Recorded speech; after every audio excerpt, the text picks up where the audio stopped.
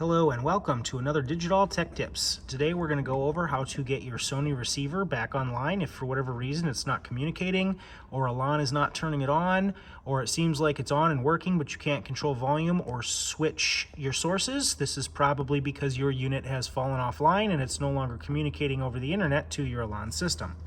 So in this case, we may have to go to the front of our unit. This little unit is just a magnetic stick-on, so we're going to take that guy off and set him to the side.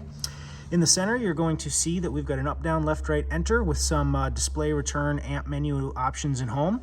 We're going to just hit the amp menu button in the upper right-hand corner, directly under the aux, directly over to the right of the right button. We're going to hit amp menu, and that should jump right to whatever the last menu you may have been in, or probably if it's been a while or never, it'll start at 1.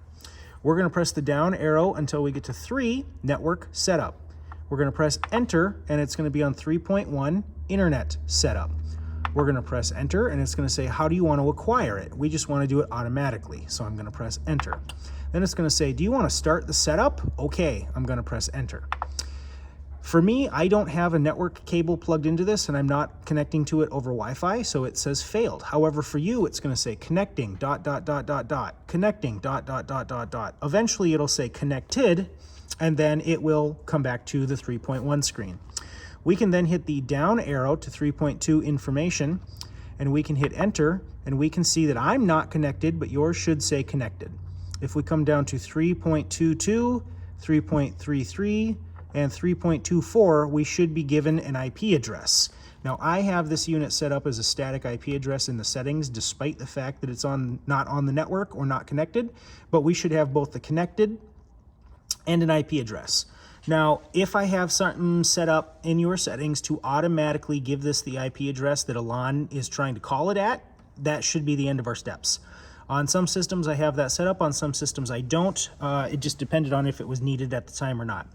So if yours comes right up and it says that you're connected to a 1.3 or a 1.4 or something really low on that spectrum, that's probably the number that Elan is going to communicate to it, and you should be done. Your Elan controller should be able to talk to it. If that is not the case and it's more like a 1.100 something or a 1.200 something, then it got an automatic address and it's at a different address than what Elan thinks it should be at.